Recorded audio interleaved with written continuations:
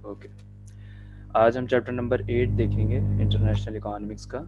अच्छा, ये चैप्टर जो है वो growth and development with international trade है कि इंटरनेशनल ट्रेड जो है वो किस तरह से किसी इकॉनमी की ग्रोथ या उसकी डेवलपमेंट, और फिर हम इसके डिफरेंट एक्सपेक्ट्स भी पढ़ेंगे जिसमें ग्रोथ स्ट्रेटजीज़ का भी हम देखेंगे कि वो क्या होती हैं, उनके एडवांटेजेस डिसएडवांटेजेस क्या हैं। ठीक है, इसमें हम टर्म्स ऑफ ट्रेड का भी देखेंगे, प्रॉब्लम्स देखेंगे, और ग्रोथ एंड डेवलपमेंट का डिफरेंस भी देखेंगे, और इंटरनेशनल ट्रेड का उस पर क्या इन्फ्लुएंस है। तो मज़े की बात यह है कि ये चैप्टर नंबर 8 जो है वो हमारा लिंक करता है डेवलपमेंट इकोनॉमिक्स के चैप्टर नंबर 7 से। तो चैप्टर नंबर 7 जो डेवलपमेंट इकोनॉमिक्स का है वो भी डेवलपमेंट एंड इंटरनेशनल ट्रेड का है। तो उसमें से काफ़ी सारी चीज़ें तकरीबन 60 to 70% कवर हो जाएगा। We will start from the definition of economic growth कि इकोनॉमिक ग्रोथ क्या होती है और इकोनॉमिक डेवलपमेंट क्या है। ठीक है। तो ग्रोथ का मतलब ये है कि नेशन की, किसी भी नेशन की, किसी भी कंट्री की एबिलिटी इंक्रीज हो जाए कुछ भी प्रोड्यूस करने की। ठीक है, अब वो प्रोडक्शन जो है सर्विसेज में भी हो सकता है। ठीक है, प्रोडक्टिविटी सर्विसेज में भी हो सकती हैं या गुड्स में भी हो सकती हैं, एग्रीकल्चर में भी हो सकती है, मतलब तीनों सेक्टर्स में। तो तीनों सेक्टर्स, हमारे पास 3 सेक्टर होते हैं ना, एग्रीकल्चर, इंडस्ट्रियल और सर्विस। तो इन तीनों सेक्टर की जब प्रोडक्टिविटी इंक्रीज हो जाती है तो उसको हम कहते हैं nation's ability to produce more. तो ये जब एक्सपेंड हो जाए, ये जब बढ़ जाए तो हम उसे कहते हैं इकोनॉमिक ग्रोथ। ठीक है, इस इकोनॉमिक ग्रोथ को हम जब ग्राफिकल देखते हैं तो ग्राफ में हम पॉसिबिलिटी फ्रंटियर बनाते हैं ना, पीपीएफ। तो वो पीपीएफ जो इंक्रीज होता है तो उस इंक्रीज होने को हम इकोनॉमिक ग्रोथ कहते हैं, वो डेवलपमेंट नहीं होती। ओके, इकोनॉमिक डेवलपमेंट क्या होती है? इकोनॉमिक डेवलपमेंट ये होती है कि किसी भी सोसाइटी या नेशन या कंट्री की लोगों की क्वालिटी ऑफ लाइफ बेटर हो जाए, ये स्टैंडर्ड ऑफ लिविंग बेहतर हो जाए। ठीक है, जैसे अगर इलेक्ट्रिसिटी जो है वो पूरे 24 घंटे आ जाए, जो कि यहाँ पे होती नहीं है कभी भी। ठीक है, या फूड शेल्टर, ठीक है, ये बेहतर मिल जाए, हेल्थ फैसिलिटीज़ बेहतर मिल जाए, एजुकेशन बेहतर हो जाए। ठीक है, हमने एमडीजीज गोल पढ़े हैं ना चैप्टर नंबर 1 में डेवलपमेंट इकोनॉमिक्स के, तो 8 के 8 गोल जो हैं पूरे। ठीक है, तो वो इकोनॉमिक डेवलपमेंट से लिंक करते हैं। तो ग्रोथ और डेवलपमेंट में फ़र्क जो है वो वाज़े पता चल रहा होगा। लेकिन क्या ज़रूरी है कि ये सेम हो?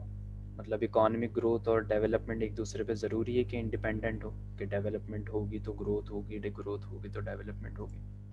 तो उसका आंसर है नहीं। ठीक है, अब नहीं कैसे, वो हम देख लेते हैं कि ज़रूरी नहीं है कि हर दफ़ा ग्रोथ होने से डेवलप भी हो नेशन। ठीक है, वो हम आगे रीजंस पढ़ेंगे कि ऐसा क्यों नहीं होता। ठीक है, उसमें टर्म्स ऑफ ट्रेड भी होती है, इमराइजिंग ग्रोथ भी है। ठीक है, और डिफरेंट पॉलिसीज़ भी हैं। कभी कभी ऐसा भी होता है कि हम जो इंटरनेशनल ट्रेड इन्हेंस करते हैं तो हमारी ग्रोथ बढ़ती है, लेकिन उससे हमारा जो रिच और पुअर का गैप है, इनकम इनक्वालिटी, वो और भी ज़्यादा बढ़ जाती है और मुल्क की कंडीशन और ख़राब हो जाती है, पॉवर्टी और जो है वो इंक्रीज़ हो जाती है। ठीक है, अनएम्प्लॉयमेंट इश्यूज होने लगते हैं उसमें, क्योंकि जाहिर सी बात है ग्रोथ बढ़ेगी और कैपिटल अकोमुलेशन होगी, टेक्नोलॉजी हमारे मुल्क में आएगी, तो हमें हाईली स्किल्ड लेबर चाहिए होगी, और अगर हाईली स्किल्ड लेबर जो है वो बहुत कम होंगे, अगर कोई बैकवर्ड कंट्री है, तो वहाँ पे अनएम्प्लॉयमेंट और भी ज़्यादा इंक्रीज़ होगी। तो ग्रोथ हमेशा डेवलपमेंट से रिलेट नहीं करती। सही है, तो लेकिन ऐसा भी है कि जो ग्रोथ है तो वो जैसे जैसे ग्रोथ होगी तो जाहिर सी बात है कैपिटल इनफ्लो होगा। हम ग्रोथ होगी हमारे मुल्क में तो हम एक्सपोर्ट ओरिएंटेड बनेंगे ना, हम बाहर बेचेंगे। तो जब हम बाहर बेचेंगे तो हमारे पास पैसा आएगा, तो उन पैसों से, या फिर जो ग्रोथ हो रही है, जो इंडस्ट्री हमारे पास लगी हुई है, अगर वो भी प्रोडक्शन अपनी इंक्रीज़ कर दे तो फिर क्या होगा कि वो ज़्यादा मटेरियल प्रोवाइड करने के लिए होगा उनके पास। ठीक है, ताकि जो हमारी नीड है, ठीक है, उसको आराम से सेटिस्फाई कर सकें, हम यूटिलिटी को इंक्रीज़ कर सकें, या फिर जो पैसा बाहर से आ रहा है एक्सपोर्ट करने में तो उसको हम डेवलपमेंट पे लगाएं, जैसे यहाँ पे इन्होंने कहा हुआ भी है। अच्छा, यहाँ पे ये ग्रोथ का बता रहे हैं कि ग्रोथ को अभी हमने देखा था ना कि ग्राफ से हम कैसे समझ सकते हैं। तो ये जैसे फैक्टर ऑफ प्रोडक्शन है, यहाँ पे इन्होंने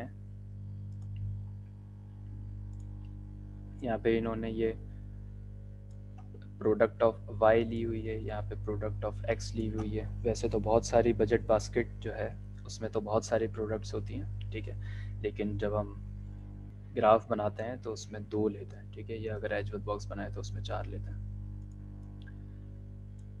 तो इसको हम किस तरीके से देखेंगे कि ये जब प्रोडक्शन पॉसिबिलिटी कर्व हमारा इंक्रीज होगा तो ये हर साइड से इंक्रीज हो रहा है, जितना मार्जिन इंक्रीज करने का वाई वाई में है उतना ही मार्जिन इंक्रीज करने का एक्स में भी है, ठीक है। इट मीन्स कि जितनी ग्रोथ वाई की हो रही है उतनी ही ग्रोथ एक्स की भी हो रही है।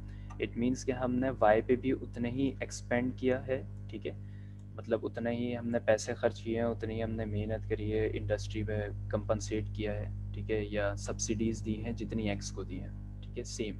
तो इसे कहते हैं बैलेंस ग्रोथ।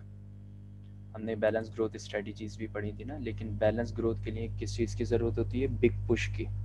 बिग पुश का मतलब है कि हमारे पास बहुत सारा पैसा मौजूद हो तो हम ये बैलेंस ग्रोथ स्ट्रेटजी यूज़ कर सकें कि तमाम सेक्टर्स जो हैं वो एक साथ ग्रो करें, ठीक है। तो इतनी बड़ी इन्वेस्टमेंट जो है वो हर मुल्क के पास तो नहीं होती, तो मुल्क क्या यूज़ करते हैं? मुल्क यूज़ करती हैं अनबैलेंस्ड ग्रोथ स्ट्रेटजी, जिसमें वो ये देखते हैं कि लिंकेजेस किस में ज़्यादा है, ठीक है, कोई ऐसी इंडस्ट्री जिसके लिंक बन रहे हों बैकवर्ड भी और फॉरवर्ड भी।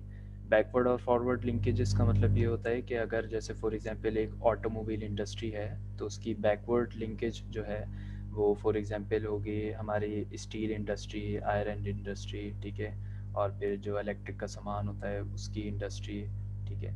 और फॉरवर्ड लिंकेजेस जो हमारे होंगे उसमें हमारी ऑयल इंडस्ट्री हो सकती है, ठीक है, क्योंकि पेट्रोल तो डालेंगे ही ना, ठीक है, टायर इंडस्ट्री हो सकती है हमारी, और ट्रांसपोर्टेशन इंडस्ट्री हो सकती है। तो जिस इंडस्ट्री के ये ज़्यादा लिंकेजेस होते हैं बैकवर्ड और फॉरवर्ड, तो उस इंडस्ट्री में इन्वेस्ट करते हैं तो बाकी इंडस्ट्री उसी से सपोर्ट हो जाती है।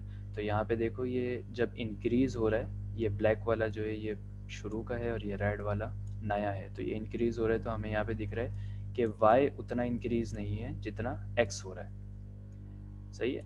इसका मतलब ये है कि गवर्नमेंट ने सब्सिडाइज्ड एक्स को किया है, वाई को नहीं किया। लेकिन सवाल ये कि वाई भी इंक्रीज हो रहा है थोड़ा सा, तो ये लिंकेजेस की वजह से इंक्रीज हो रहा है, क्योंकि एक्स पे उसने किया ही इसलिए है कि इसका बैकवर्ड लिंकेज या फॉरवर्ड लिंकेज वाई पे है, तो एक्स को सब्सिडाइज करने से वाई भी इंक्रीज हो रहा है। इसका मतलब ये कि अगर हम वाई को इंक्रीज करते तो एक्स बिल्कुल भी इंक्रीज नहीं होता, ठीक है। या ऐसा भी वो यूज़ करते हैं, जैसे हम कॉमन एग्जांपल ले लें तो ऐसा भी होता है कि किसी में कम और किसी में ज़्यादा इन्वेस्टमेंट करते हैं। Okay, trade and development. International trade जो है, अभी हमने ग्रोथ और ट्रेड की बात कर ली, सॉरी, ग्रोथ और डेवलपमेंट की बात करी, अब हम ट्रेड पे आते हैं क्योंकि एक्चुअली हमारा टॉपिक इंटरनेशनल ट्रेड है। तो इंटरनेशनल ट्रेड जो है वो क्या करता है कि जो ट्रेडिंग कंट्रीज़ हैं, ट्रेडिंग कंट्रीज़ के जो इंपोर्ट करती हैं एक्सपोर्ट करती हैं, ठीक है, उनको अपनी बिसात से ज़्यादा कंज्यूम करने की एबिलिटी और प्रोड्यूस करने की एबिलिटी प्रोवाइड करता है ट्रेड। जैसा हमने पहले भी देखा है ना, उसमें हमने जो ग्राफ वगैरह देखा कि ये हमारा ऐसे हमने देखे ना, तो हम क्या यहाँ यहाँ पे कंज्यूम कर रहे थे, अटार की इक्विलिब्रियम जिसे कहते हैं, ठीक है, इस प्राइसेस पे थे, कोई इंटरनेशनल ट्रेड नहीं थी। लेकिन जब इंटरनेशनल ट्रेड आई तो इंटरनेशनल प्राइसेस जो थी वो कम थी, ठीक है। तो अब हमारी जो औकात थी, जो हमारी एबिलिटी थी कंज्यूम करने की और प्रोड्यूस करने की, वो ये थी, ठीक है, ये जो प्लस बना दिया वो ये थी, क्योंकि हम इतना ही प्रोड्यूस कर सकते थे। लेकिन इंटरनेशनल ट्रेड से क्या हुआ कि अब हम अपनी एबिलिटी से ज़्यादा कंज्यूम कर सकते हैं, ठीक है। और अगर यही केस मैं उसका लूँ जो नेट एक्सपोर्टर होगा, ठीक है, वो वाले तो हमने नेट इंपोर्टर के ले लेना example. Net exporter it means कि इंटरनेशनल प्राइसेस इनकी डोमेस्टिक प्राइसेस से ऊपर हो, अब ट्रेड के लिए ओपन हो गई। तो पहले जो इनकी एबिलिटी थी प्रोड्यूस करने की वो इतनी थी, अब क्योंकि प्राइसेस ऊपर हो गई इसलिए सेम सप्लाई कर्व पे अब इतनी हो गई, तो ये भी इंक्रीज हो गई। तो यहाँ पे यही लिखा हुआ है कि इंटरनेशनल ट्रेड जो है वो अलाउ करता है हर ट्रेडिंग कंट्री को कंज्यूम और प्रोड्यूसिंग एबिलिटी को इंक्रीज करने की एज ए डोमेस्टिक। सही है, लेकिन ये कहलाता है स्टैटिक गेन, मतलब जो हमें सामने दिख रहा है कि हाँ भाई ये प्रोड्यूस, लेकिन इसके अलावा भी गेन्स होते हैं, वो अभी हम आगे डिस्कस करते हैं।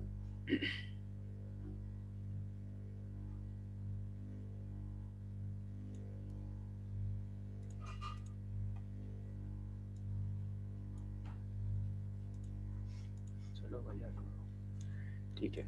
इसके अलावा इंटरनेशनल ट्रेड जो है वो डायनेमिक गेन्स भी हमें प्रोवाइड करता है। वो डायनेमिक गेम्स क्या है, गेन्स एक्चुअली वो क्या है कि may offer a vent to surplus ability to produce, मतलब जो हमारे पास सरप्लस जो प्रोडक्शन हो जाती है, ठीक है, या फिर हम उसको इंक्रीज करने की कोशिश करते हैं, तो वो हम जितनी चाहें इंक्रीज कर सकते हैं, क्योंकि इंटरनेशनल मार्केट में अगर डोमेस्टिक मार्केट से इंटरनेशनल मार्केट को कंपेयर किया जाए, तो इंटरनेशनल मार्केट इट मीन्स के जितने मुल्क आपके कंज्यूमर हैं उस हिसाब से मल्टीप्लाई कर दिया जाए।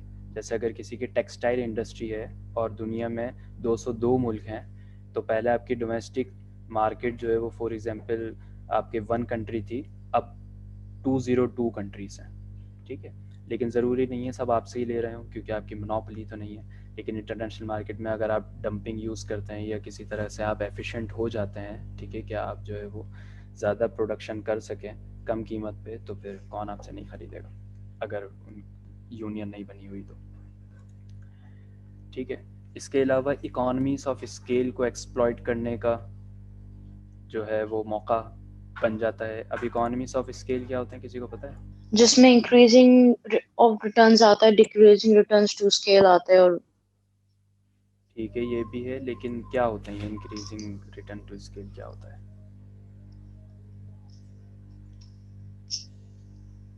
इंक्रीजिंग रिटर्न्स टू स्केल मतलब कि जितना आप प्रोड्यूस कर रहे हैं उतना ज्यादा आउटपुट, मतलब जितना ज्यादा आउटपुट उतना ही, जितना प्रोड्यूस करते हैं उतना आउटपुट आपको आता है, देखो, उससे डबल। नहीं, इंक्रीजिंग रिटर्न में ऐसा होता है कि हाँ प्रॉफिट हमारे पास डबल आ रहा होता है, और डिक्रीजिंग रिटर्न में ये होता है कि हम लॉस में जा रहे होते हैं। देखो इंक्रीजिंग रिटर्न टू स्केल और इकोनॉमीज ऑफ स्केल जो है उसका रिजल्ट एक ही है, लेकिन उसकी डेफिनेशन अलग अलग है, ठीक है। उसको हम डिफाइन अलग तरीके से करते हैं, लेकिन बात एक ही होती है। अब इंक्रीजिंग रिटर्न टू स्केल क्या होता है, उसमें मैं बताता हूँ कि इंक्रीजिंग रिटर्न टू स्केल में ये होता है कि आप 10 इनपुट्स डालेंगे, ठीक है, तो आपको जो आउटपुट मिलेगा वो मिलेगा 12 का, ठीक है। तो ये होता है इंक्रीजिंग रिटर्न टू स्केल, ठीक है। इकोनॉमीज ऑफ स्केल क्या होता है कि जो कॉस्ट है ना आपकी, ठीक है, टोटल कॉस्ट, तो उसको जब आप क्यू से डिवाइड करते हैं तो आपकी निकलती है एवरेज कॉस्ट, ठीक है। अब ये एवरेज कॉस्ट जैसे जैसे आप क्यू इंक्रीज करते रहते हैं, जितनी क्वांटिटी आप बनाते रहते हैं, तो ये एवरेज कॉस्ट डिक्रीज होती रहती है कि जैसे जैसे क्वांटिटी इंक्रीज होती है, ठीक है। क्वांटिटी इंक्रीज होने का मतलब क्या है, एक इंडस्ट्री लगी, ठीक है, उसने शुरू में जो है वो 10,000 प्रोडक्ट्स बनाई, कोई सी भी प्रोडक्ट्स हैं, ठीक है। फिर उसके बाद उसने क्या किया कि उसने अपनी क्वांटिटी इंक्रीज करना शुरू करी, 20,000 प्रोडक्ट्स, 30,000, 40,000, 50,000, 1 लाख, 2 लाख। तो जैसे जैसे उसकी क्वांटिटी इंक्रीज होती रहेगी, उसकी एवरेज कॉस्ट जो है वो कम होती रहेगी। तो जब एवरेज कॉस्ट कम होती रहेगी तो इसे कहते हैं इकोनॉमीज ऑफ स्केल। दोनों का डिफरेंस समझ में आ गया? यार एक मिनट, बात तो सुन लो। सुना दो। मुझे ये आवाज कट कट के आ रही है ये सबको।